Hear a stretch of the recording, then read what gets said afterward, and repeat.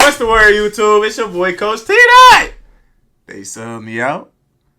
But I'm back in the game, Coach. I'm back with some more heat for y'all, man. So check it out, chat. We finna get right into this thing, man. So today we gonna be reacting to why Larry Bird will always be better than Kevin Durant. Man, we finna see what they talking about, G. Because player for player, folks. Accolades aside, we ain't talking about accolades, G. Player for player. Hey, that'll be the most legendary one-on-one in NBA history, folks. Real shit. I feel like both of them niggas match up perfectly, folks. For all my new viewers, though, I don't fake none of my reactions. All my reactions are live, and we gonna watch this shit together. Man, without further ado, G, I really want to see what they talking about in this shit, G.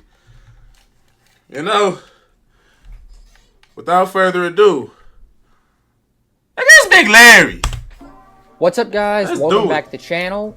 And today I am back in a video with this time. Hey, make sure y'all smash that like button. Let's do it. And once again, we're going to compare two NBA legends, one from the past and one in the current NBA. The players I've chosen are Larry Bird and Kevin Durant. And first off, I want to clarify, both these guys in my personal book are top 15 players of all time and both top 3 small forwards. And I think in the coming years, Kevin Durant is going to have some big time debates and arguments for actually being better than Larry Legend.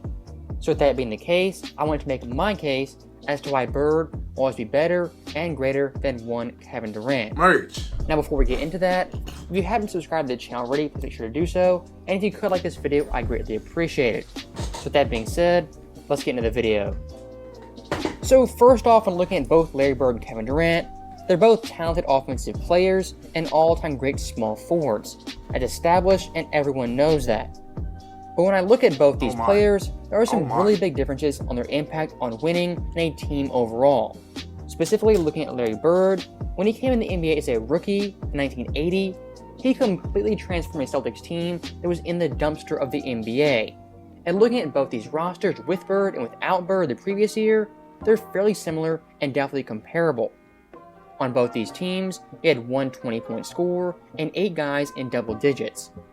And when you go more in depth on both these teams, before Bird and with Bird, the 80 Celtics drastically improved, with their only big improvement being Larry Bird. Hey, so in this video, is he trying to compare them literally like player for player, like stats and shit like that? Or is he comparing like overall accolades, man? Cause it's gonna be hard. Like if you doing player for player, bro, I don't know how well Larry fares against KD, G. I'm just being real. Like, I don't really even know the stats, but I'm pretty sure KD got better numbers than Larry. We gonna see, though, G. The 80 Celtics, we gonna see. 5th in scoring, 6th in opponent scoring, I don't know. 1st in SRS, 1st in net rating, 2nd offensive rating, 4th in defensive rating, and they won 61 games, the most in the NBA.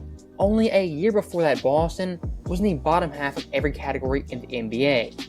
And to clarify, at this time, there were only 22 teams in the league. Dang. So in all these categories, they're on the bottom quarter of offense as well as defense. And in total, they only won 29 games and had the 20th best record out of 22 teams. And looking past Bird's early years, look at 1988, Bird's last prime season. That year, Boston was 3rd in scoring, 14th in opponent scoring, 1st in SRS, 1st in net rating, 1st in offensive rating, 17th in defensive rating, and they won 57 games, and the 2nd best record in the NBA. Only a year later, the 89 Celtics, with Bird playing 6 games, dropped in virtually every category. And they went from a top-tier offensive team and a top-tier defensive team to a mid-tier or below-average team in those categories. And in total, they only won 42 games, and the 16th best record in the NBA.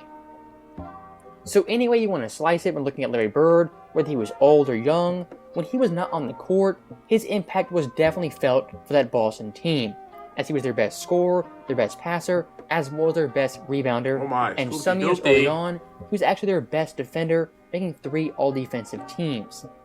For KD, yes, he is impactful, but you can make a very strong argument for his 2 championships, he was not the most valuable player on those teams. That was Steph Curry.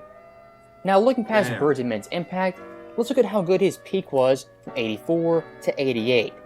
Looking at his stats, he averaged 27 points per game, 9.8 boards, 6.8 assists, on insane 51, 40, and 89.9 splits. During a 5-year period, Larry Bird was a 27-point, 54-90 player. That historically is insane and only rivaled by someone like a Steph Curry. I can't even Also, lie. in this time period, Bird won 3 MVPs all in a row, and his Boston teams won 60-plus games, also 3 years in a row. And if you look to his playoff numbers, once again, they're nearly identical to his stats in the season, as he averaged 26 points per game, 10 boards, 7 assists, on 49, 37, and 90 splits. And during this time period, Boston won 2 championships, with Bird winning 2 Finals MVPs.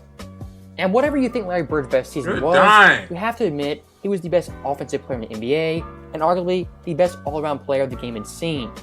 He was a top 3 scorer, the best small forward rebounder, and the second best passer, only behind Magic. And one thing you have to know about Larry Bird in his prime, he averaged 39.1 minutes per game, and he missed less than 20 games during a 5-year stretch. That for today's players is simply unheard of. Now, when looking at Bird's best season in totality, taking into account accolades, I think it's the '86 season where he won MVP. Yeah. During this year, Larry averaged 25.8 points per game, 9.8 boards, 6.8 assists, on 49, 42, and 89 splits. And Bird this year made 82 threes, that was the most in the NBA, and had 10 triple-doubles, also the most in the league. And we're looking at his stats versus the team, he was their leader in points, assists, rebounds, as well as steals. And for the NBA, he was 4th in scoring, 7th in boards, 9th in steals, and 14th in assists. Also, the advanced stats are phenomenal, as he ranks top 10 in offense, as well as defense in the advanced stat categories. And if you look to the playoffs, once again, his stats are highly impressive, as he averaged 25.9 points per game, 9.3 boards, 8.2 assists, on 52, 41, and 93 splits. And for the '86 Celtics... Hey, fo, this video, like, bro, I thought you was fucking comparing these niggas, man. It's like you just glazing Larry right now, fo. Like, can you put the niggas' stats side by side? Like, I'm damn near forgetting this shit about KD, bro. Make your videos better, man. Who is this? Uncut Hoops, G. I reacted to too many of your videos, bro. Like, come on, man. You supposed to have they stats side by side. You just drowning us out just talking about Larry, nigga. Okay, we get it. He was raw as hell. Bring KD stats up, man. Or I smack all type of teeth out your mouth, G. In the playoffs, they had a 15-3 record, only losing 1 game in the Eastern Conference. And the one thing, 20 finals, he had 29 points. Okay. Look at Larry Bird's 5 finals appearances. In '81, he played the Rockets. 84 to Lakers, 85 to Lakers, 86 to Rockets, and 87 to Lakers once again. Damn. On those teams, these are some of the greatest players of the decade. You had Moses Malone, Calvin Murphy, Hakeem, Ralph Sampson. Okay. And specifically looking at the... And Bird beating the '84 Lakers was a massive upset at the time. And one thing from KD's legacy that always has to be mentioned is that he went to a 73-win team after blowing a 3-1 lead to them in the Western Conference Finals. Larry Bird, for his entire career, found one franchise and was loyal to Boston. Kevin Durant made the weakest move in NBA history by going to Golden State. It's a fact, and it simply just happened. And when looking at his resume, you have to evaluate that. That's true. Now, also when looking at Bird's overall game, one thing he thrived at was being clutch.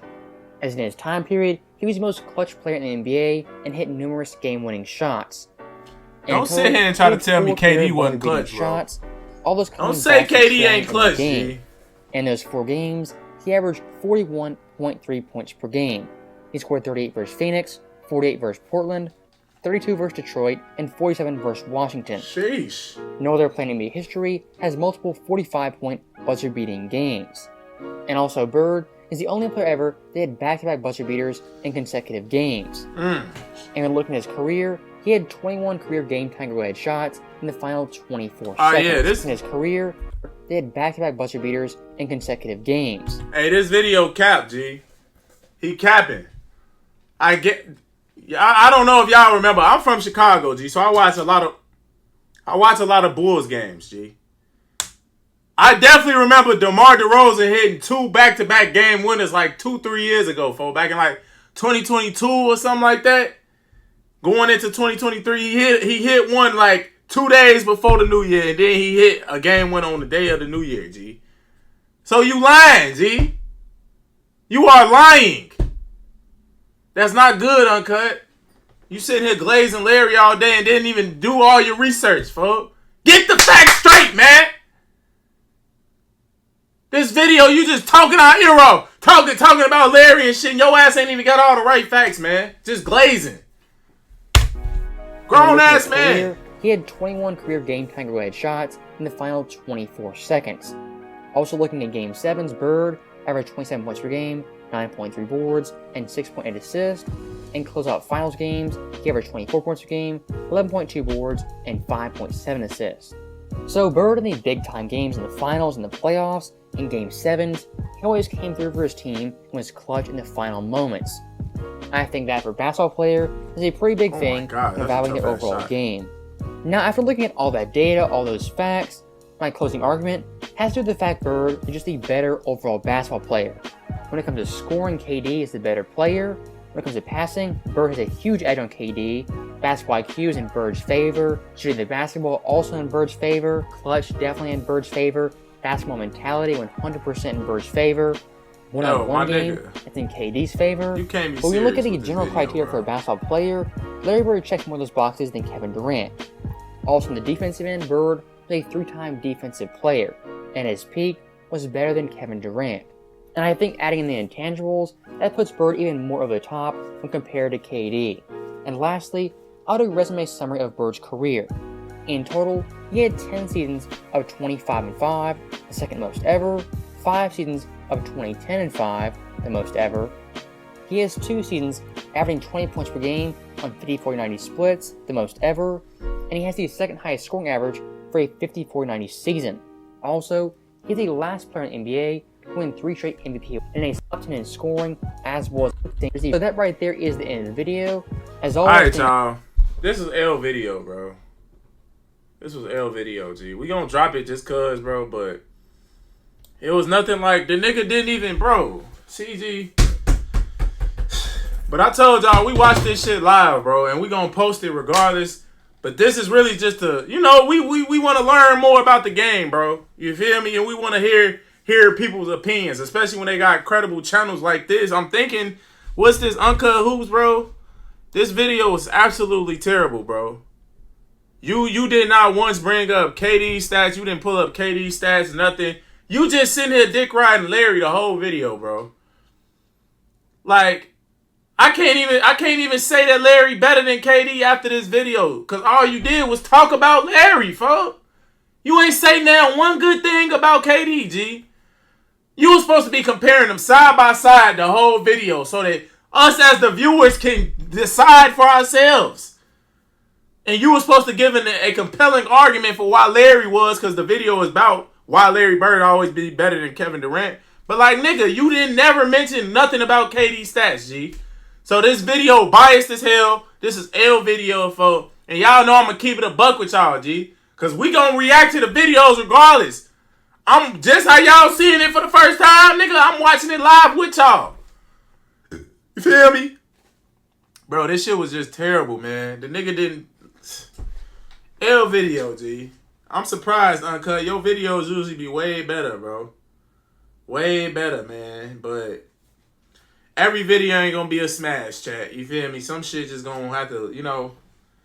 We just gotta live and learn, folks. Live and learn. But alright, chat. It's the end of the video, man. I hope y'all enjoyed it. I didn't. I'm gonna be real with y'all. I'm gonna let y'all know when the video was terrible, folks. Alright? But look, man. Make sure y'all like, comment, and subscribe to the channel if you're new. It's your boy, Coach TDOT. I'm up out of here. I love y'all.